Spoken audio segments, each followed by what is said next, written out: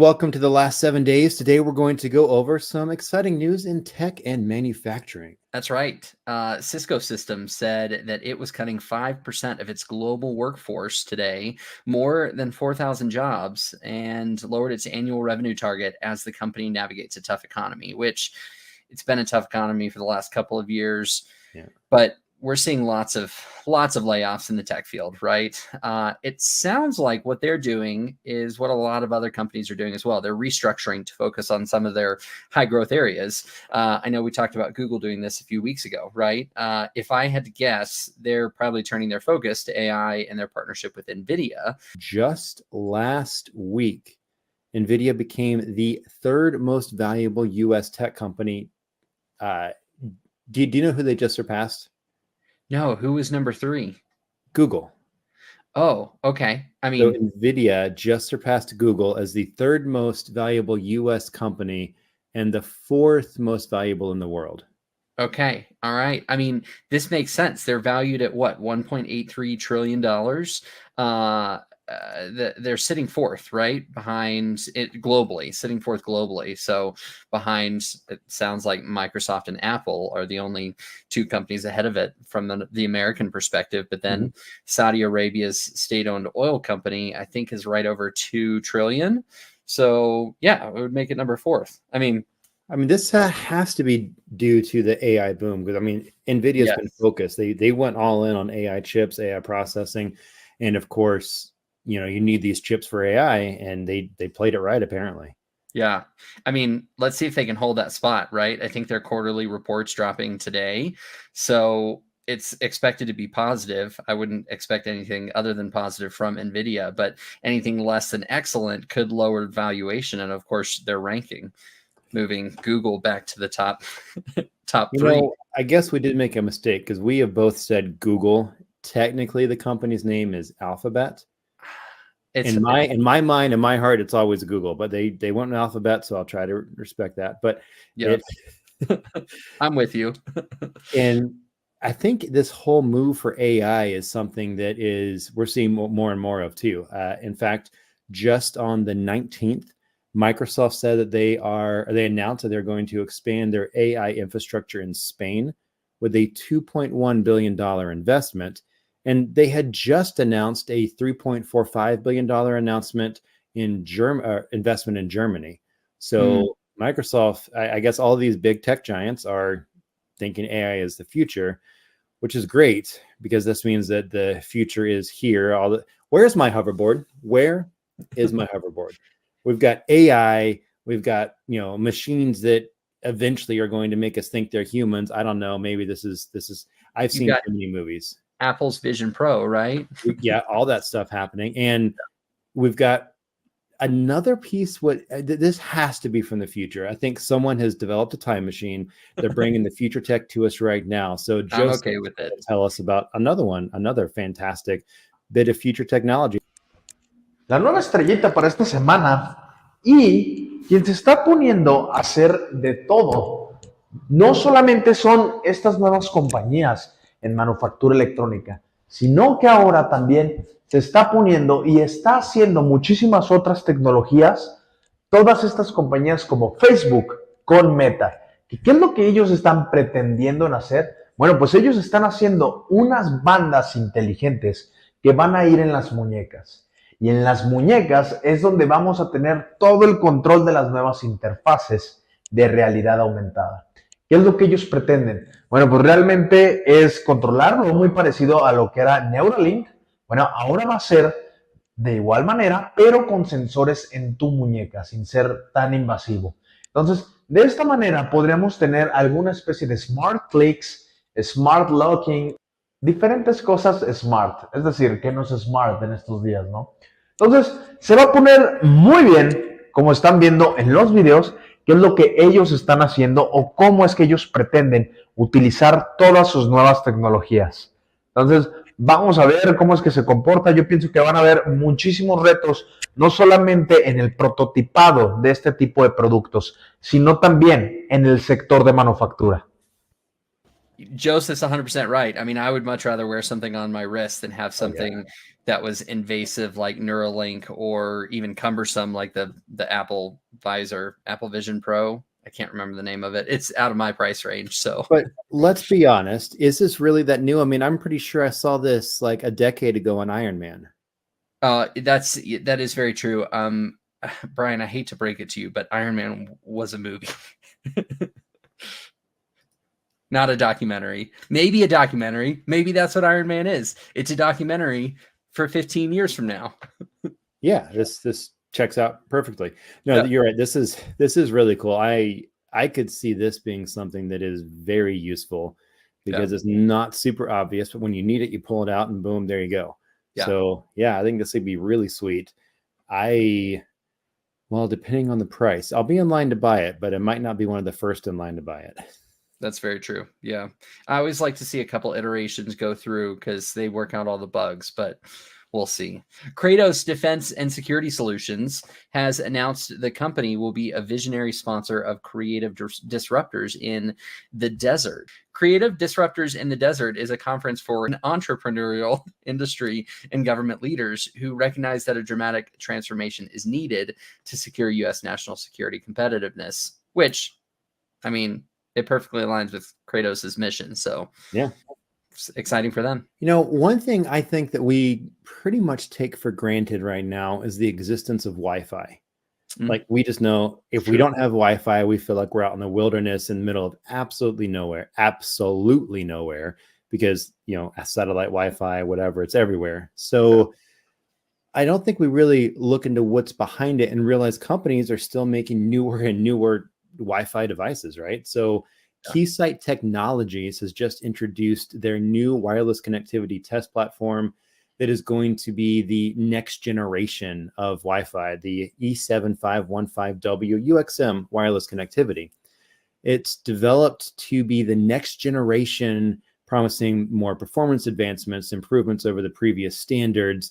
And of course, once we go from Wi-Fi 6 to Wi-Fi 7, there's a lot of new stuff that has to be tested out, like the RF, the signaling RF and the throughputs on clients, the access points to ensure that everything can work as intended when deployed. But we are now getting, I guess, faster Wi-Fi pretty soon, at least for, you know, I think it's something, it's like, it's all around us. We know Wi-Fi is zooming by everywhere. Yeah. And we keep just getting better and better. I mean, at the rate of how things are developing and moving, we've got to keep up the infrastructure, right? That includes our Wi-Fi. Something, especially here where we're, you know, we talk about this a lot when we're looking at military upgrades and those sort of things, but you've got your new systems coming into your old systems and a lot of old stuff that is dependent upon the technology it was built for. So how do you integrate? How do you make sure that you're not going to break everything else and force people to buy a whole bunch of new stuff, which could be a great business model, except for the fact that if you break stuff, people aren't very happy. Yeah, that's true. Do you know there are actually people alive today who think that us old folks talking about the Y2K bug is a joke? Like, oh, they actually people don't believe this is a real thing that we were worried about. And a lot of money was spent trying to fix systems so they wouldn't break whenever that happened. Like this was something they foresaw. Yeah. Do you know we have another such thing coming? Do we really? We do. I didn't know we had another one coming. But I also find it funny that people thought that Y2K may have been a prank.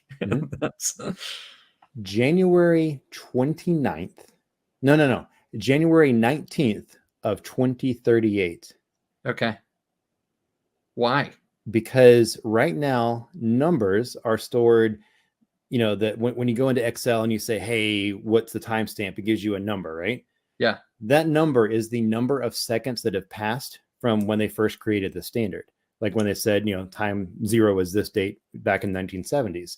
Yeah. And 32-bit systems can only store a certain number, up to a certain level, a certain high number. So in 2038, the storage of that number, of the number of seconds, is going to be too big to be stored on a 32-bit device, which means all 32-bit devices that depend on time are going to break. Wow. So we better start moving away from that now before It's too late. Yeah. So like I won.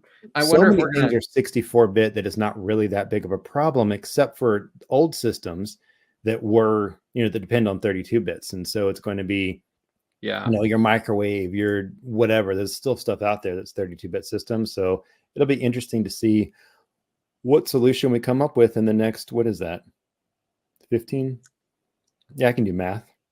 14. Some number of years. Yeah, 14 years. 14. Yeah. But Yeah. We'll go with that.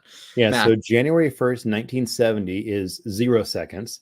And Okay. then the number of seconds have elapsed since then is that number. Wow.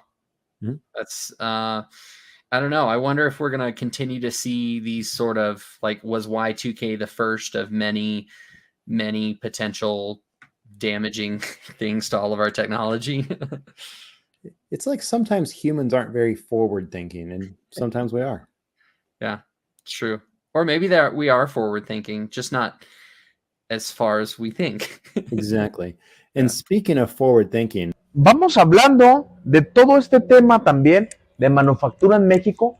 ¿Cómo es que viene? ¿Por qué? Porque estamos hablando de que en temas de electrónica como tal y también en temas de manufactura, no solamente vamos a estar hablando de lo que son dispositivos electrónicos como tal, tecnológicos para sistemas de consumo, sino que también estamos en el sector de dispositivos médicos.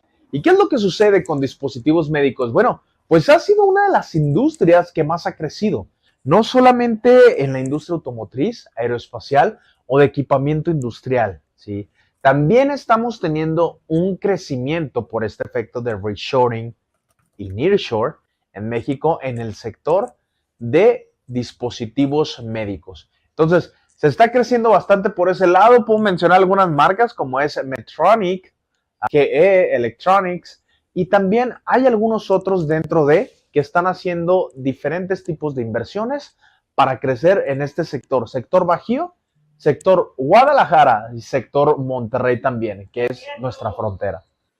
I mean, always exciting. We know Mexico's on the up and up when it comes to automotive, EVs, EV infrastructure, batteries, but to see med devices increase as well, I think that's fun. That's exciting. yeah, I've said this for a while and haven't really taken it to heart yet, but I feel like it's probably time to learn how to speak Spanish well. Yeah, I've said that for about 20 years, but here I am. So got to pick it up. You can't be 20 years old yet. You look too young. Yeah, that's right. That's right. 19 years. Italy's state-owned Leonardo just said on February the 19th that the Ministry of Defense had asked it to study the development of its military space cloud architecture project, which is the first of its kind in Europe. The project, which is dubbed MILSCA, I don't know if it's supposed to be pronounced MILSCA or MILSCA, whichever one you feel like maybe, is going to provide Italy's government and armed forces with a system of high-performance computing, cloud and artificial intelligence, storage capacity, get this, directly in space. So this is fascinating that they're planning on a interconnected, multi-domained, digitalized platform all in, the Earth and up in space. Yeah. It's one of those things, as we become more and more connected. I mean, we all know the economy is becoming a global economy, but Milska sounds like, or MILSCA, I think I'm going to stick with MILSCA, is guaranteeing users access to strategic data such as communications, Earth observation, and navigation data anywhere and at any time. I mean, it can grant higher speed and flexibility in the processing and sharing of that information, with 100 terabytes of data storage on Earth and in space aboard each satellite. And I think this is super interesting, a processing power of over 250 teraflops. How much is that? Okay, so 250 teraflops would be 250,000 billion operations per second. Yeah, that really doesn't help. I don't even know how to actually picture what a billion is. It's funny you say that. I heard someone say this morning that they had 600 board games, and I struggle to even imagine how many board games that is. That's a lot of board games. I can't even come close to trying to imagine a billion. I know it's a lot. We'll go with that. 600. I want to know, what is the ratio of board game to teraflops? Oh, nope. Math. Math is done for the day. Oh, okay. Math has left the building.